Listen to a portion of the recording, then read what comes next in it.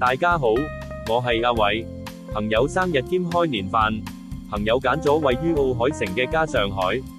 我哋7個人揀咗好多款菜式，連甜品成12樣嘢，認真誇張，而且價錢一啲都唔貴，食咁多嘢埋單只係2000蚊，絕對係抵。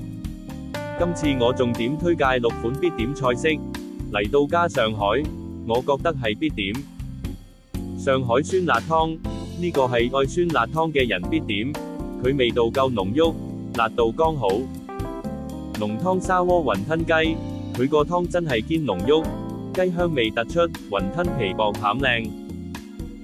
百葉結紅燒肉，紅燒肉肉質夠腍，百葉結吸收晒啲汁，口感十足，但汁偏鹹，如果冇咁鹹就完美。濃雞汁蘿蔔，又係一道好正嘅菜式，蘿蔔夠腍又入味，呢個味道唔錯。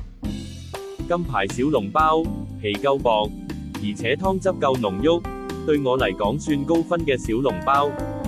最後一個係松鼠桂魚，魚肉夠鮮嫩，而且有蝦仁做襯托，誠意十足。